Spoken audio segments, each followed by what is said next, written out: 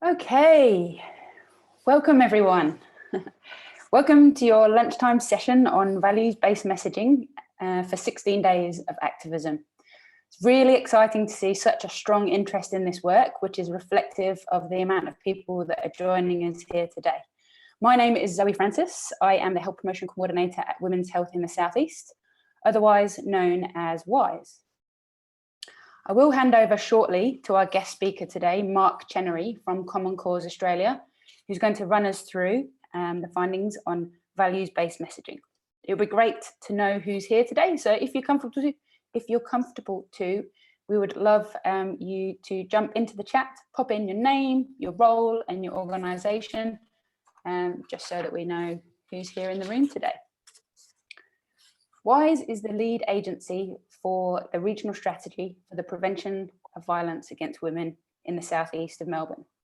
The regional strategy, the logo is there on the left. It's called Preventing Violence Together.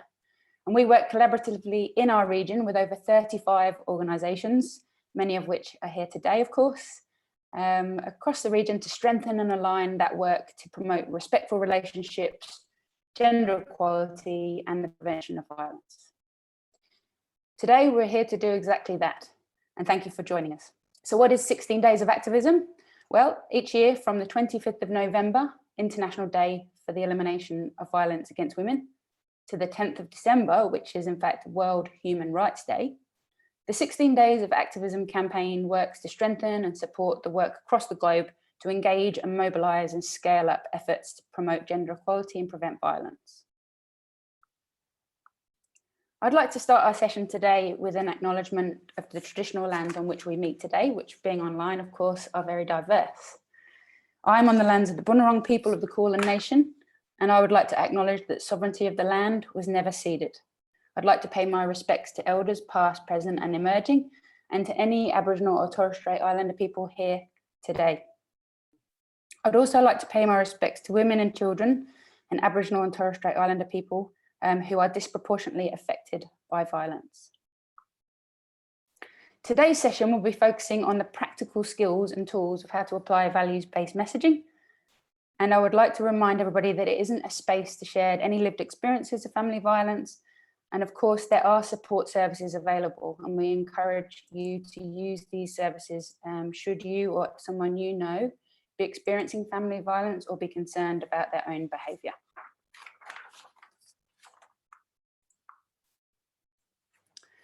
We're all getting very au fait with working online.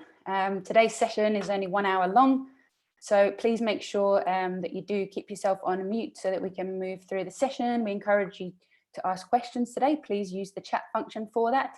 We are recording the session, so if it is your preference, please turn your camera off.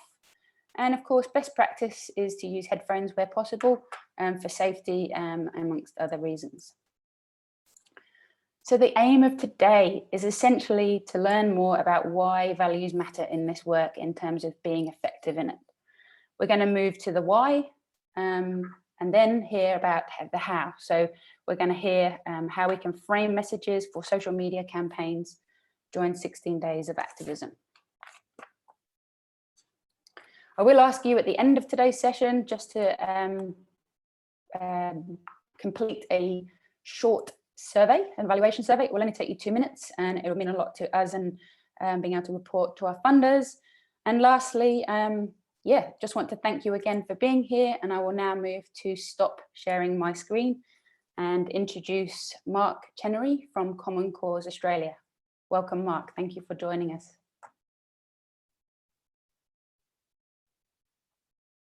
Struggling to unmute. Thank you, Zoe. Good afternoon, everyone. Nice to see so many familiar faces on the call. Hello to the people I haven't met before. So I'm Mark Chenery, co-founder and director of Common Cause Australia. I've been working for the past 2 years on a range of different health promotion topic areas in terms of research and advice with people working in this space. Over the last year or so, I've been doing more and more in the space of gender. So recently completed a project on how to talk to people in Australia, including men, about masculinity, and also had this close to finishing a project and sending out a messaging guide on gender equality more broadly. And I'm really excited about being able to share that very soon, but not quite yet. So in today's session, what I want to do is get really, really practical. What we've done is I've had a look at the toolkit that Respect Victoria has released, which is brilliant and jam-packed full of useful stuff. So we're going to go through that and think about some 3 key tips for how you should be taking that toolkit and thinking about your 16 days of activism communication. I've got a particular view to thinking about what that looks like on social media, but the lessons apply across the board, to be honest. But before I launch into it, and I do know that many of you have had the great privilege of hearing me speak about values-based messaging before, but I'm going to very quickly remind you and share with those who haven't heard it before a really quick overview of some of the key concepts behind why we do things the way we do things at Common Cause. But to do that, I'm going to start by asking you a question, and I want you to put into the chat what you see on your screen, whether or not you've seen it before. A bird, rabbit, rabbit, duck, rabbit, bird, a bird, rabbit. There's not many people. Oh, rabbit, then duck. Okay. So I'm hoping that whatever you saw first, you've probably started to see the other thing as well.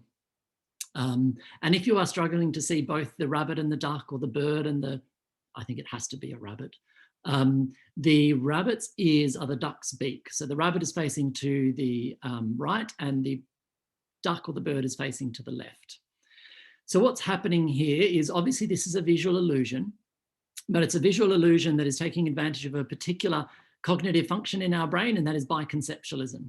So the ability of our brains to perceive the exact same information from multiple different perspectives, and in this case, very different perspectives.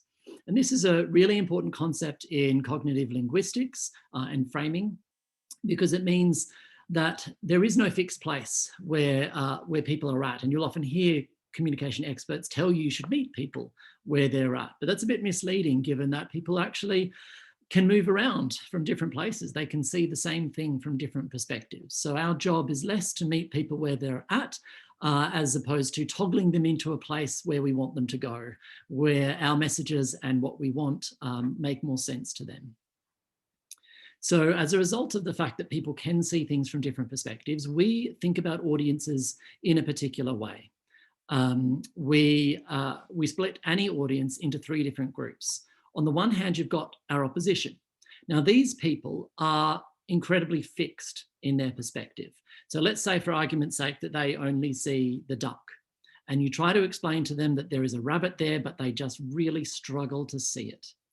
Now, on the other hand, we've also got our supporters. Now, they share more in common with our opposition than feels comfortable, in that they are very fixed in their perspective. And you, no doubt, are a supporter too. And you only see the rabbit. And it's very hard to convince supporters that there's actually a duck there, because they're just so focused on seeing things from the perspective that they're used to seeing things from. Now, in the middle, we've got persuadable people. And these are people who are quite flexible in their thinking. And they very easily toggle between different perspectives on an issue. They see the rabbit one moment, and you give them a few quick words and they can all of a sudden see the duck, and vice versa.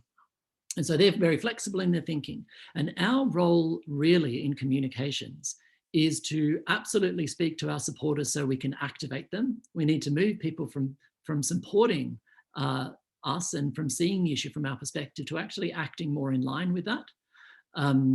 And we also want to tell stories that move our persuadable audience into a supporter mindset. So we want to use messaging that activates a supporter way of seeing the issue in persuadables. But there's another thing that we want to do, and it's just as important, if not possibly even more important. We want to avoid getting persuadable people accidentally to see the issue from our opposition's perspective. And I'm going to give you some examples of what that looks like and some tips around how to avoid that in a moment. Now, as I said, or actually as Zoe said, I'm very happy for you to ask questions as we go, and I'll just ask Zoe to let me know if there are any questions I should definitely be getting to. If we've got some time at the end for Q&A, if you want to hold off on your questions till then, that's totally fine. And also feel free, because we are a community of a lot of people here, and while I'm monologuing away, if you want to chat to each other and share your insights and thoughts on what I'm presenting, feel free to do that in the chat as we're going. Okay, so we have done, as I mentioned, a bit of work over the last year or so on a couple of different topic areas. One, gender equality broadly, and another is masculinity more specifically.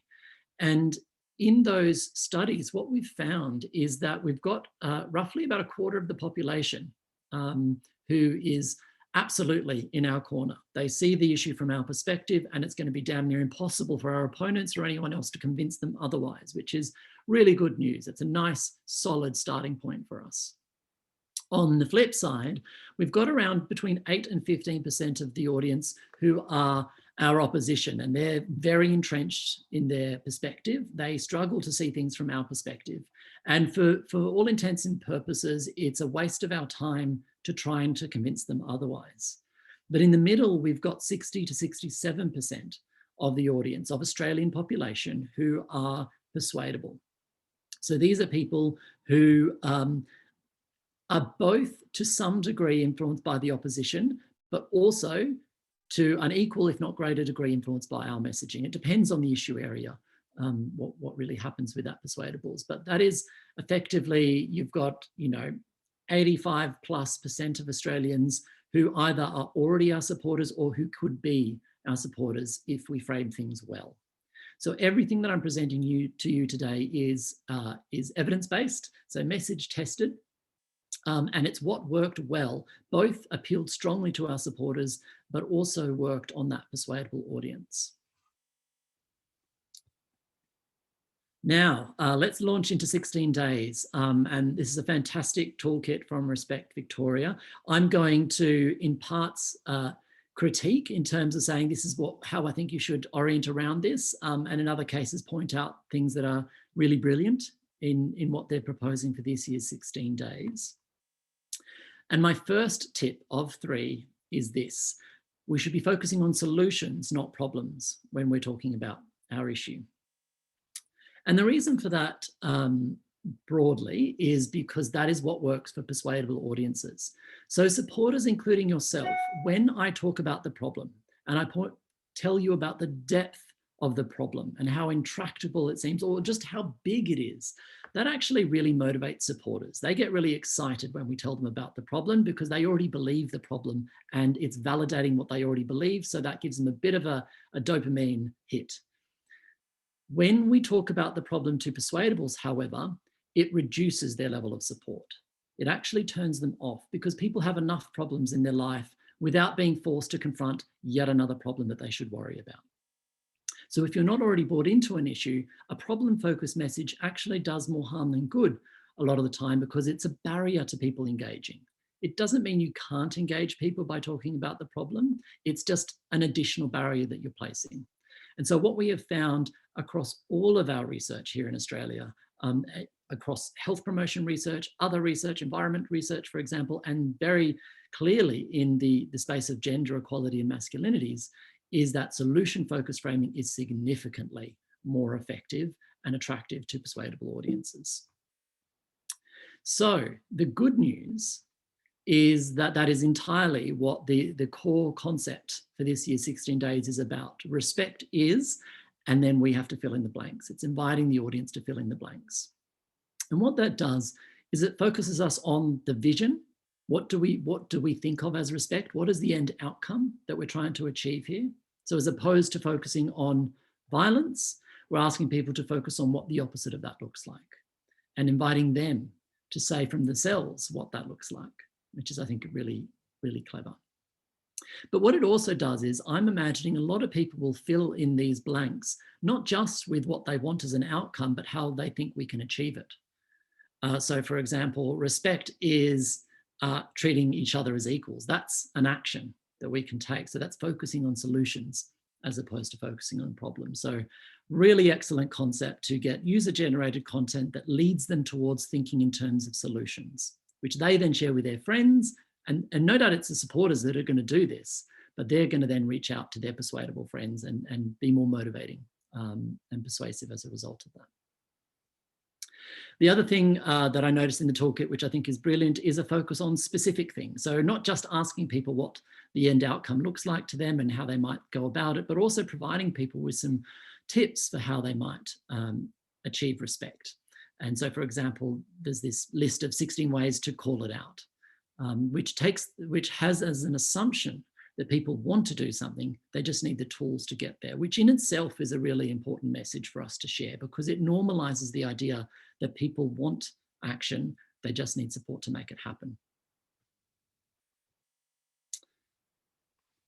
My second tip is to use values rather than facts in order to persuade people. Now, I deeply, humbly wish that this vision of humanity, if we made it less gender specific, was accurate, that we are the thinkers, that we weigh up all the facts and figures at our disposal in order to arrive at logical conclusions as to what is right and wrong and what must be done about problems in our society.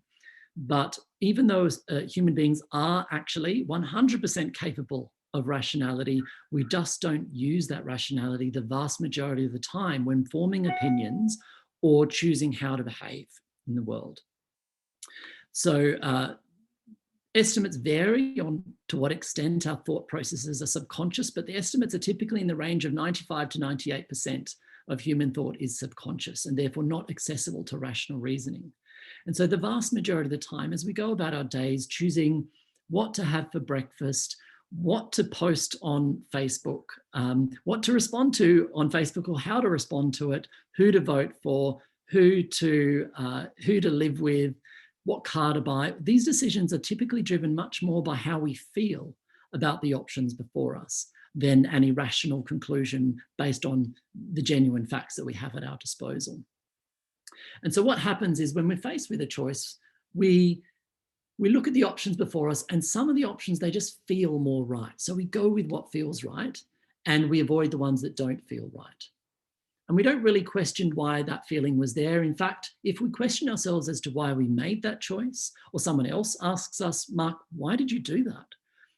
We go back and our conscious brain clicks into gear and looks for all the facts and figures at our disposal in order to justify the decision that we've arrived at emotionally.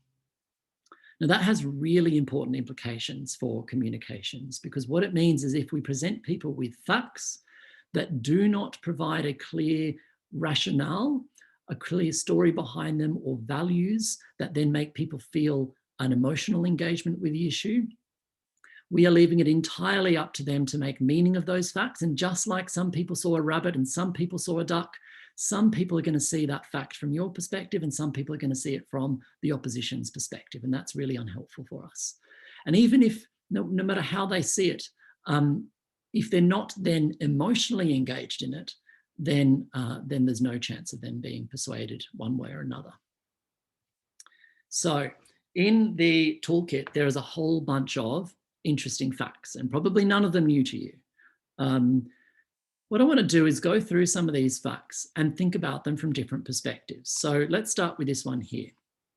And here is definitely where I want to hear from you. So 1 in 4 women have experienced violence by an intimate partner since the age of 15. 1 in 13 men have experienced the same. Now, what does this tell you? Like literally you as a supporter sitting there being exposed to these facts. What meaning do you make of this? Can someone share with us, please? What does this tell you? Oh, and you might want to unmute for this, sorry.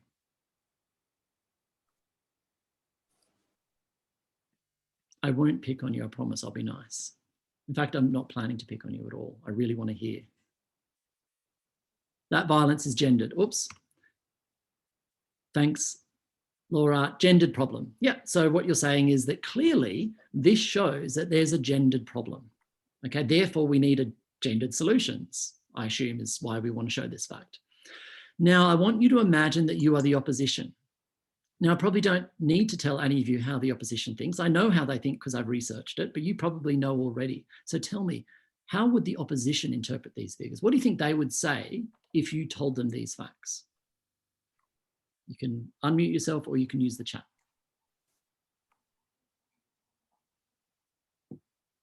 Men also experience violence, but yes, we provided them with that facts.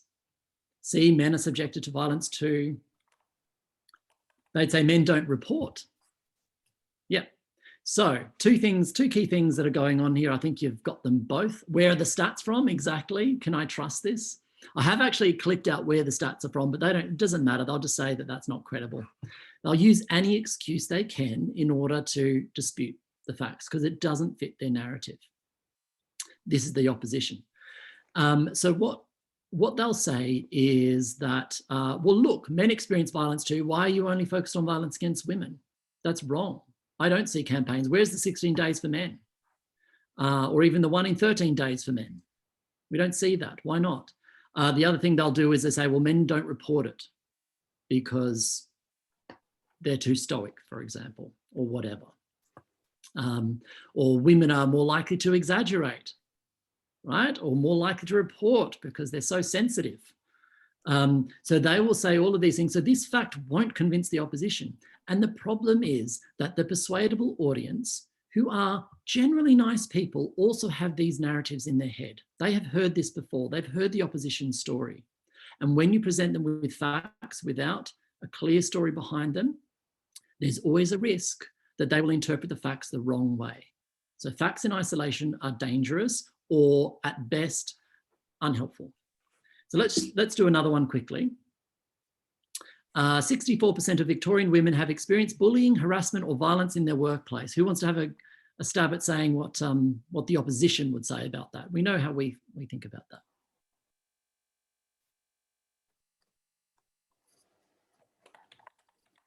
They're too sensitive. Anything else? Is that the main one? Men don't report. Yep. So this fact is only going to convince you if you already believe the problem and understand the story behind it. In the private sector, women represent 17.1% of CEOs and 26.8% of directors. What is the opposition going to say about that?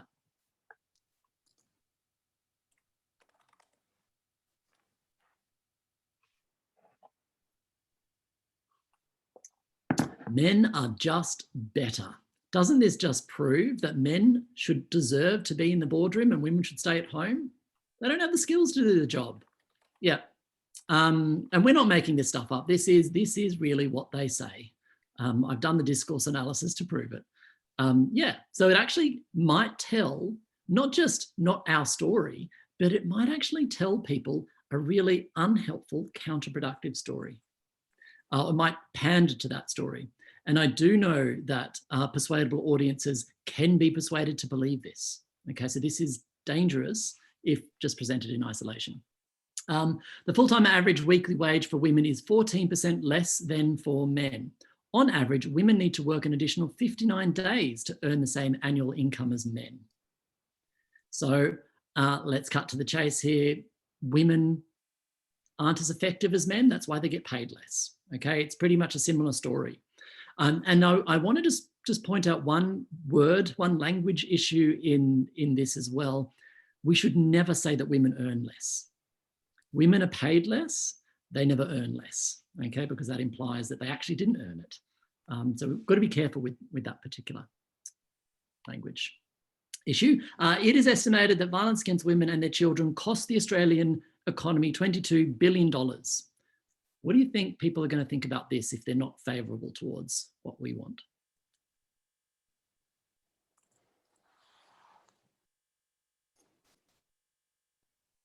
What story could people make out of this fact?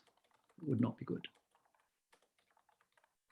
Women need to deal with it on their own. Look how much them not dealing with their own failures and inadequacies is costing. Why didn't they leave?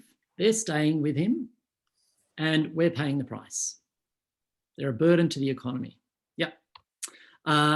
Women spend almost twice as many hours each day performing unpaid care work compared to men. What story could the opposition make of this?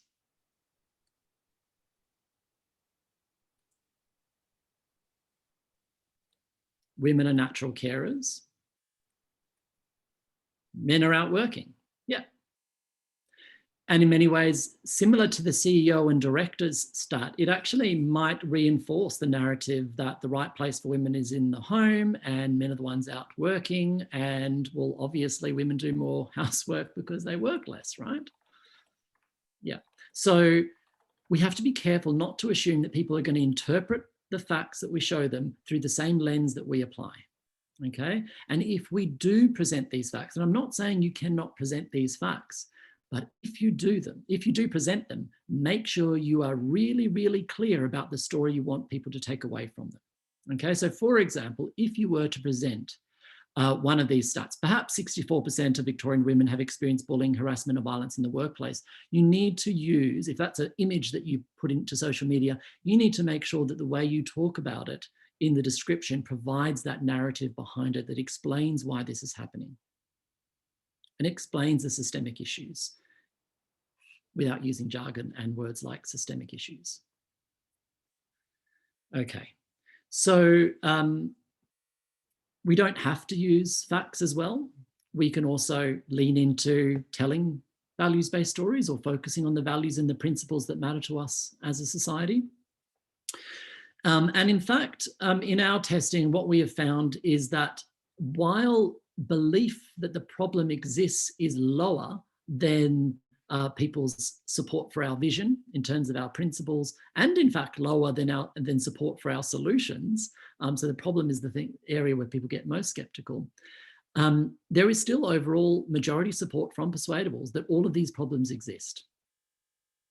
So we don't really need to persuade them of that. And in fact, we don't even need to persuade them of the problem in order to get them to support the solution, so long as we frame our solutions in terms of the key principles at stake. If equality matters, then we do this. We don't need to prove that it's an ongoing problem, technically. So lean into solutions and lean into values rather than presenting people with facts. So tell stories, engage values. That is your job through 16 days of activism.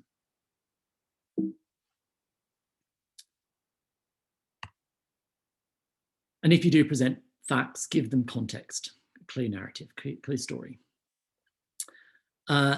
The third thing is, oh, sorry, I do want to say one more thing on this one. And it comes from the gender equality research we've been doing. And I haven't said this publicly anywhere. So you've got insider knowledge for the guide that will be coming out probably early next year.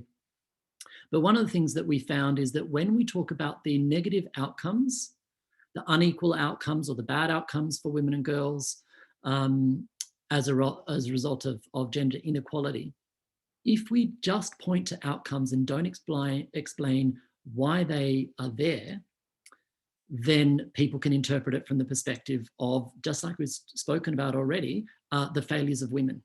It just reinforces the idea that women are inferior to men because look at how all of their outcomes are worse than men. However, it doesn't have to be this way. If we present the negative and unequal outcomes for women and girls and we explain why they are there, we talk about unequal treatment or assumptions and expectations and pressures on women and girls that men don't face. And as a result of that, these are the different outcomes for them. That becomes a highly persuasive story to Persuadables, but they're not persuaded by the facts alone. So I've got some great evidence base behind that suggestion. So if you do focus on facts and outcomes, make sure you tell the story of why they happened. Third and final tip is to tell your story, not theirs. Now that seems like an obvious thing, and by theirs I mean the opposition. But unfortunately we fall into the trap of telling the opposition story for them a lot of the time. For example, nearly 1 in 4 or 24% of Australians see no harm in telling sexist jokes. Sexist jokes reflect and reinforce sexist attitudes and are harmful. They excuse and perpetuate the gender stereotyping and discrimination against women that underpins violence. Now, can someone pinpoint the words within this that actually tell the opposition's story for them?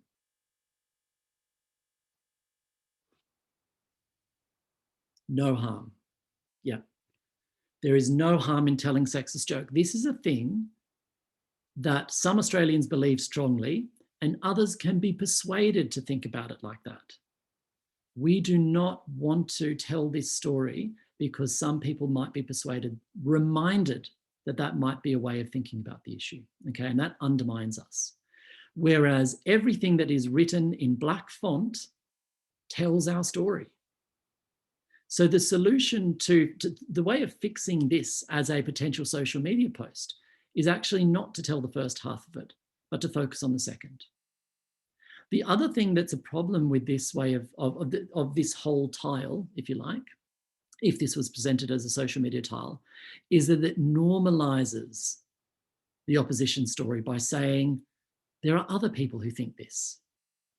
Now, the problem with that type of normalization, and you probably know this already through the work that you do, but research, absolutely, message research backs up that if you tell people that other people think in a certain way, they are more likely to agree, because people follow the crowd. Persuadable people, not supporters or opposition, they know what they think.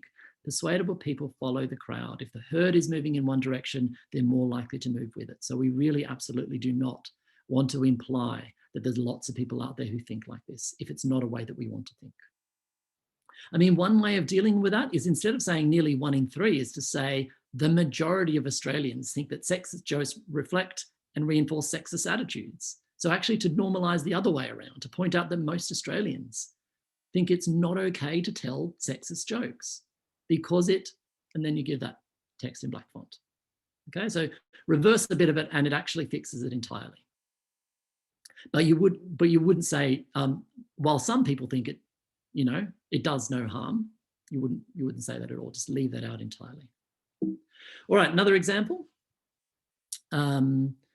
Australians believe that women can often make a man so angry that he hits her when he didn't mean to. Using violence against women is a choice, not an instinct. Don't excuse people who choose to use violence. Where are we telling the opposition story here?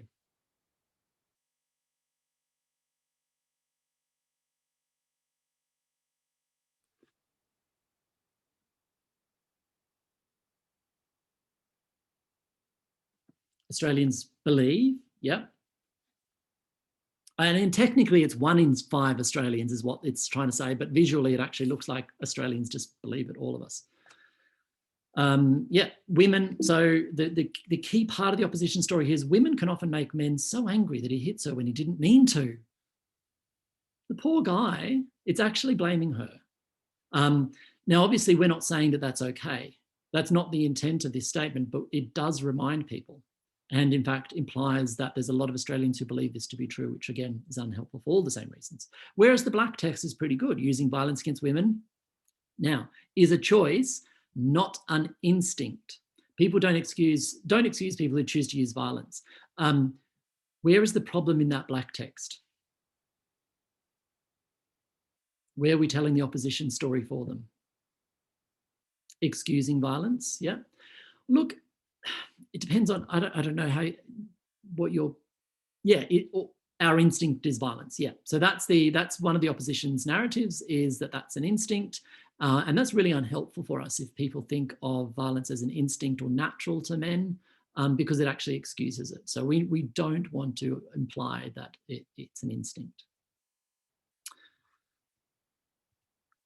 All right, so this one here, 1 in 3 Australians think it's natural for a man to want to appear in control of his partner in front of his male friends. Controlling behaviour is a key factor in abusive relationships.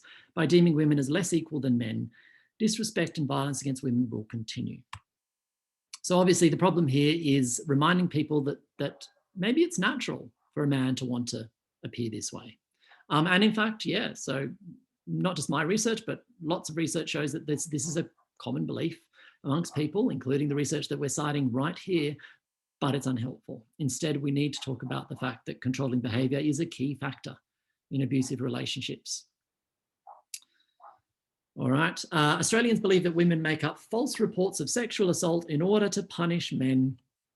Again, the idea that women make up false reports of sexual assault in order to punish men is absolutely our opposition's frame, and it is something that persuadable audiences are vulnerable to in terms of thinking that way, and we have to be careful not to activate it.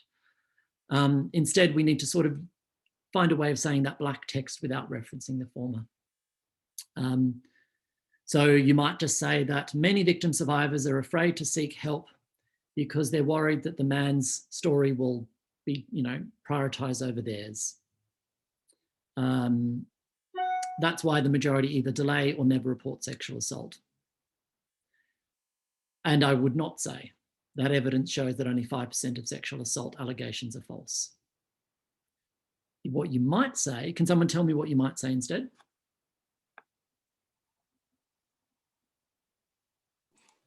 95% of them are true. Yeah. Yeah. Although even so, and without having tested this, I'm not sure, but I feel like it's dangerous to even do this, because what we're doing is we're saying there may be some doubt. Why even go there? Why even ask whether they're telling the truth?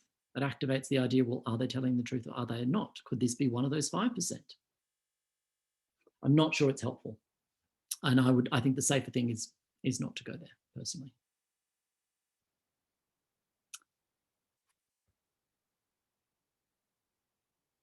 Oh, missing slide. Okay, so the many of the tips that I've presented to you here, and sort of some of the reasoning behind it, is already contained in the Framing Masculinity Message Guide, which is available from Vic Health. So that was published, oh, I don't know, a couple of months ago, 3 months ago, perhaps. I'm losing track of time during COVID. Every day is the same. But I will give you at the end in a moment, I'm going to give you the email address for Natalie Russell, who manages the masculinity work at Vic Health, and she's very happy for you to get in touch with her, and you can download the guide from their website, or you can get in touch with her and ask about it. But also the Framing Gender Equality Message Guide that will be coming out very, very soon. It is literally in draft stages, but I don't want to present it to you until we're all sure that we're happy with conclusions and recommendations. That'll be coming out early next year. And if you get in touch with Natalie, she will be very happy to put you on a list, and you'll be the first to know when that guide has been released. And that will hopefully be another tool for you to use in your communications. So what I might do, I'm going to pass over to Zoe to do to manage Q&A now, but I'm also going to put this slide up just for a little bit. So in case you want to check out Common Cause's website, we've got a whole bunch of information and reports available there. I'm very happy for you to email me if you are working on your 16 days communications and want to just check whether you've understood the recommendations I've made clearly. So I'm happy for you to get in touch and say, Mark, what do you think of this? And in the next couple of weeks. And then that is Natalie's email there. So nrussell@vichealth.vic.gov.au. If you do want to be sent that gender equality guide when it's available, you can email her and ask for that. And I should say, actually, the masculinity guide, if you search for masculinities within the Vic Health website, you'll come up with a whole page full of resources, including the message guide, the Framing Masculinity Guide on there. All right, I'll pass over to Zoe.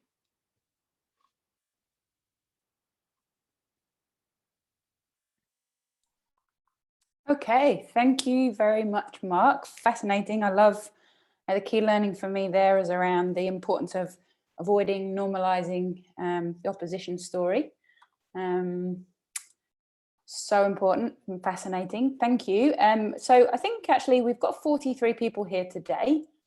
So I think it would be great if you're comfortable to take yourself off mute. If you do want to ask a question verbally, please do that.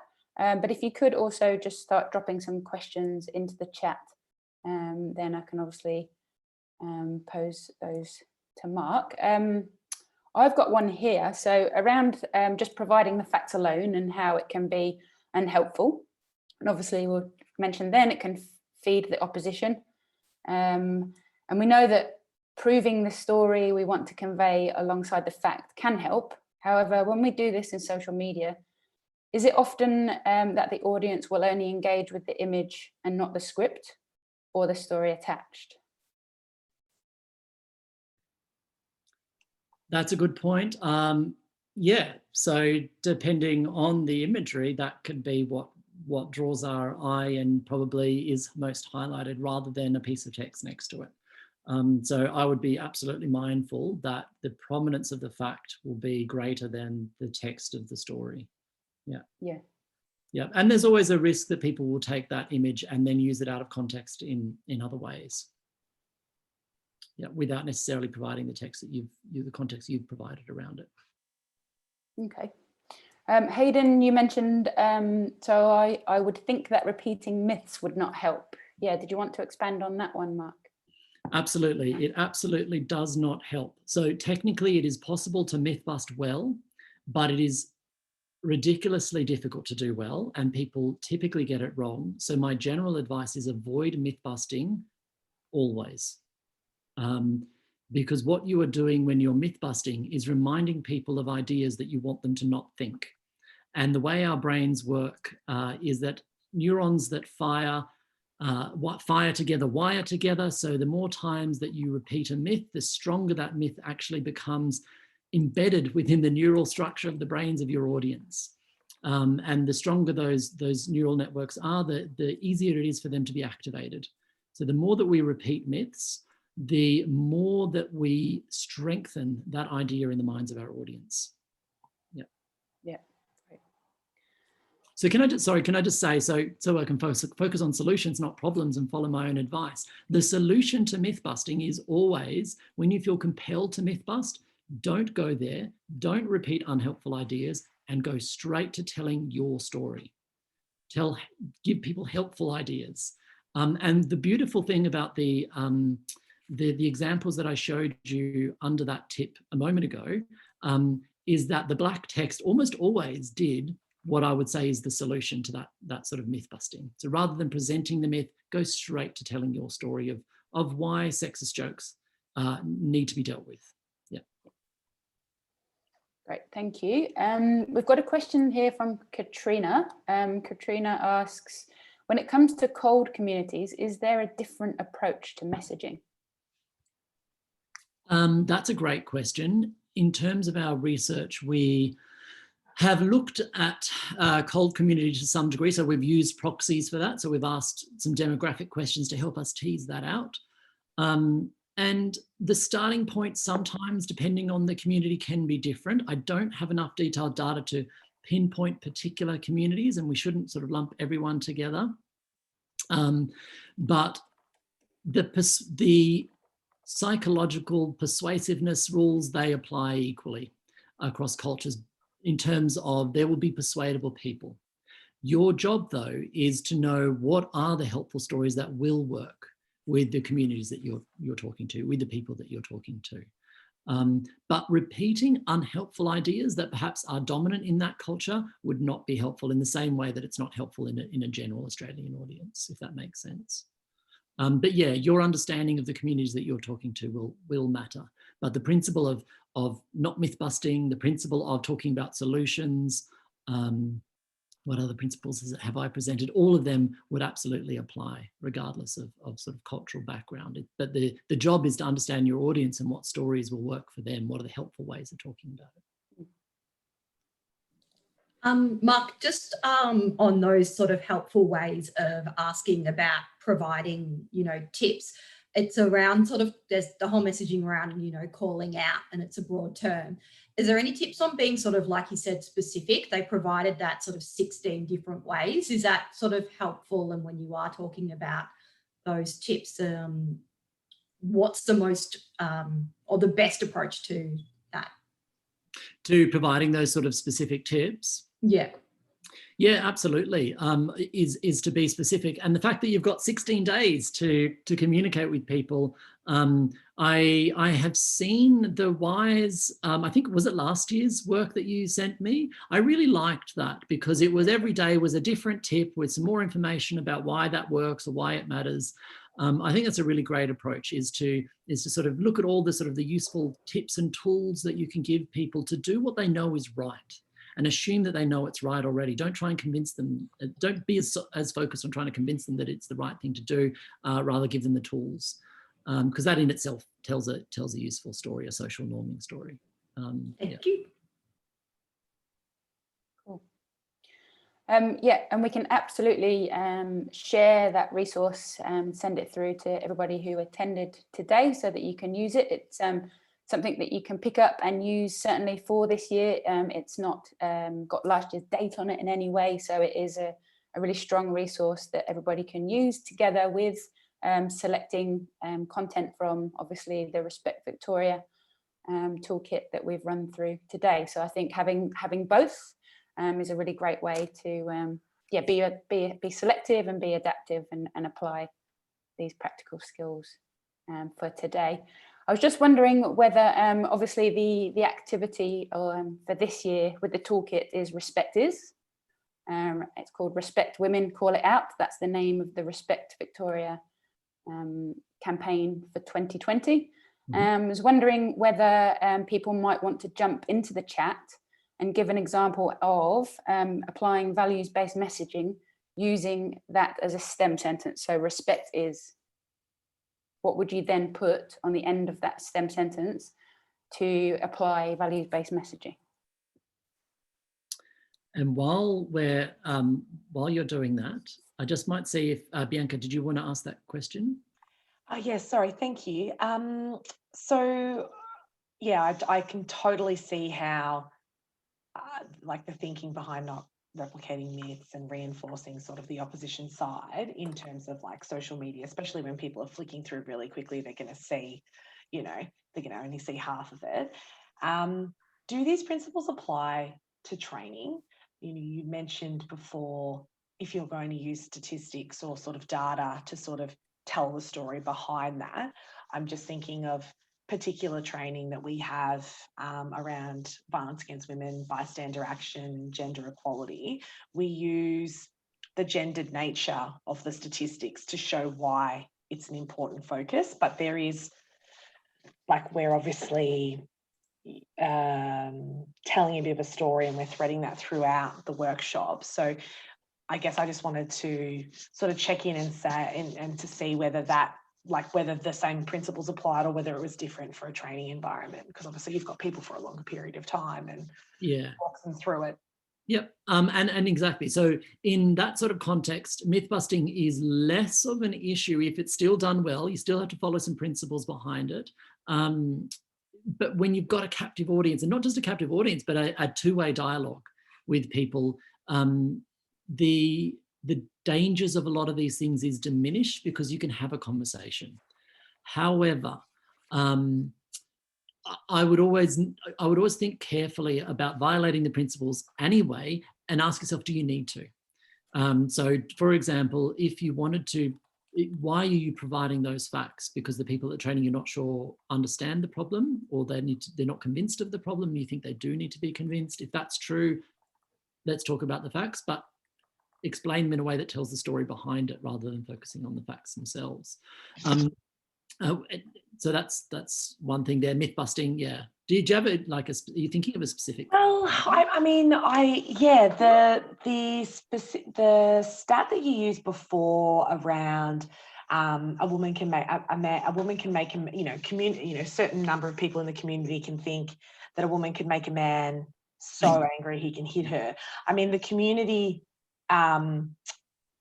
like that sort of the NCAS data, I guess the thinking of using that is to sort of, like, for example, when we do bystander training, to understand, like, meet people where they're at. So, like, we've obviously got portions of the community that think a certain way, or think, something is okay when it's not, sort of making that point, and then sort of, I guess I can see why, but we do use a lot of that data and then tell the story after. So I'm just thinking, is that?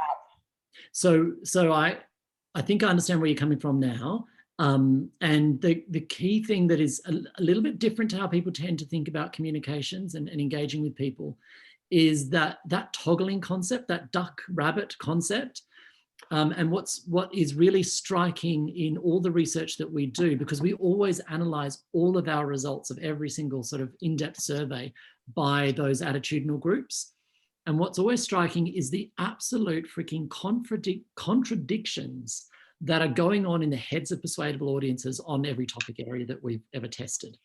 And we don't actually, what that tells us is that we don't need to somehow diminish one idea in order to strengthen the next. Instead, what we need to do is just simply focus on strengthening ideas that we want and diminish by way of ignoring the ideas that we don't want to strengthen.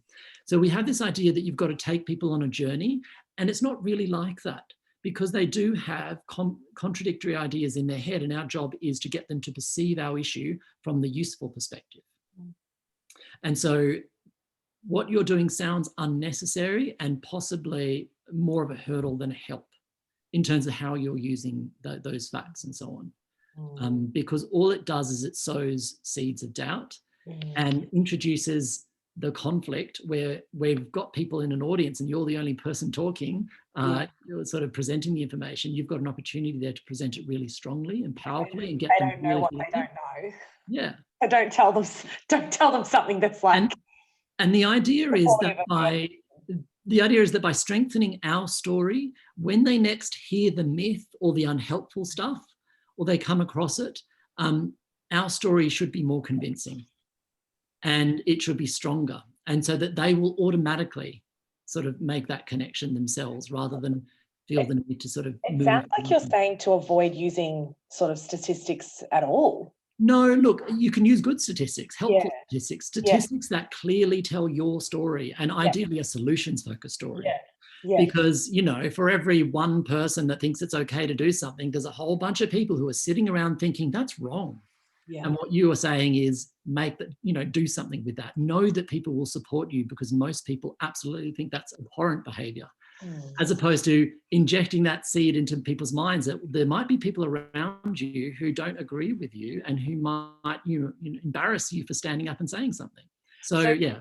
Can I clarify then? So when we're looking at this data, for example, the 1 in 4 where we're showing it as a gendered, like we're showing women are experiencing this at higher rates. There's that's the story we're telling, for example, opposed to, and so if we do that and we do it in a way where that story is threaded throughout and it's sort of we're not talking about the opposite and sort of looking to avoid the 1 in 5 sort of thing where we're sort of telling the opposition story. Is that what you're sort of saying? Like don't give the don't sort of reinforce myths or any of that sort of stuff. Stick to the black line sort of stuff. Yeah. Don't use facts that might reinforce myth or social norm unhelpful ideas, or don't use facts in isolation in any way, because you want to make sure that you're telling a clear story. So if you do use facts, tell a story around it. And then choose facts that help you tell a very clear your story, that might not actually tell their story. It doesn't accidentally tell their story. Yeah, that makes sense. Thank you. Thanks. Great. Thanks, Bianca. Thank you, Mark. Does anybody else have a question? We are at 25 past, so we've just got probably two minutes left of question time. So please feel free to jump in if you do have a question now, either in the chat or take yourself off mute. Just while we're doing that, I've got a quick question for you, Mark, around outdated gender stereotypes. We talk about that a lot in the sector. You mentioned before the importance of not just talking about outcomes, but about the background as to the process. So would it be helpful there, rather than talking about stereotypes, would it be about unhelpful expectations around gender? Or that's great question, and I've got some great research sort of to talk about that. And one is to say that in our masculinities research, we actually found that talking about gender stereotypes was surprisingly effective on persuadable audiences. So they were open to talking about issues in terms of gender stereotypes, like literally using those words. And I thought it might be a bit jargonistic for people, but it was surprisingly effective. When we retested it with a bit more nuance in the gender equality research more recently, we found that gender stereotypes was actually a bit of jargon. So it works for lots of people, but it also suppresses the response from some. And it is much better, instead of using the jargon of stereotypes, to actually explain what that looks like in terms of treatment, expectations, assumptions, pressures, and so on. Yeah.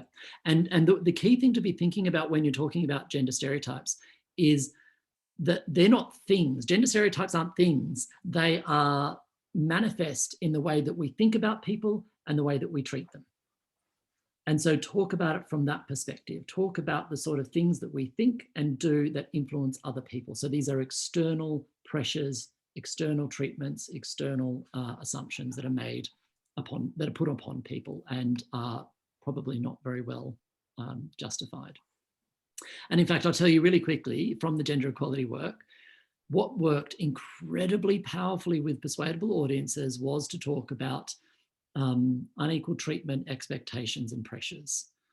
And the way in which those things create, in the way in which it's wrong to make assumptions about people based on their gender, or to treat them differently purely based on their gender, and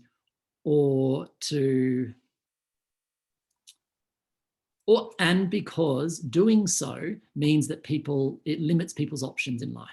The idea of self-direction is very, very powerful in Australia. The idea that people should be able to do and be whoever they are and not be limited in life because of, assumptions that people make about them is a very powerful concept. Yeah. And similarly, just very specifically on violence, and I don't want to get into this too much because I don't want to sort of jump the gun a bit on this advice, and I do think more work is needed to research this. But the story that when we raise boys to think that they need to be dominant and in control, it's one of the outcomes of that is they grow into men who not only think that they have a right to dominate women, but that it's expected of them from society. That story actually worked really well on Persuadables. It was a very convincing, powerful story. So telling the story of the expectations and pressure and norms that we create for men and boys, and the way that then influences their likelihood to abuse women and girls is actually a convincing one when told in non-jargonistic ways.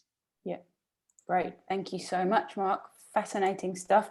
Really enjoyed having you, your company here today. I'm just going to move to share my screen and ask you all kindly, if you wouldn't mind, please, to complete this 2-minute survey. It is really important for us and also for us to be able to report back to our funders. I want to thank all of you for joining us today. Fantastic turnout. Thank you to Mark Chenery from Common Cause Australia. Thanks to my colleagues at WISE and to all of our partners who've joined us here today. So please use the QR code to complete the evaluation.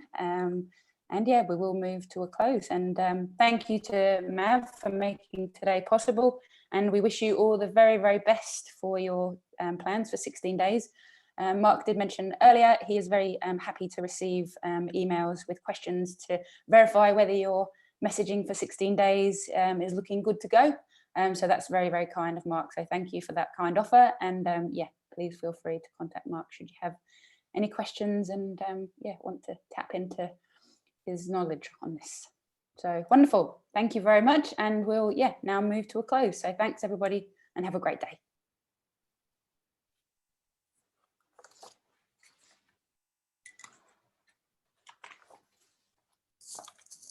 Lee, can you drop the SurveyMonkey link into the chat as well? Some people just can't access the QR code. Yes. Oh, bear with me a second. That's all right. Thank you.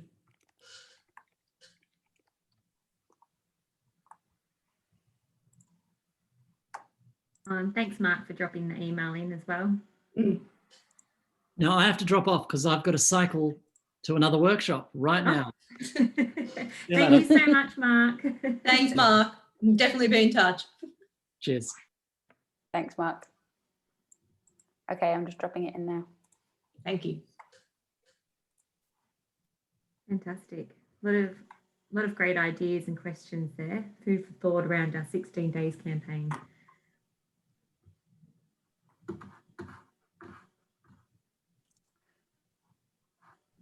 Sorry. Okay, it's going in now. Great. And we'll send also, I think, an email out with that link again for those that might have dropped off early. Absolutely. We're going to share the slides, the recording and that link. So, yeah. All righty. Fantastic. And the WISE social media toolkit. Great. Yeah, that had a lot of engagement over the last years and still relevant today. So that's great.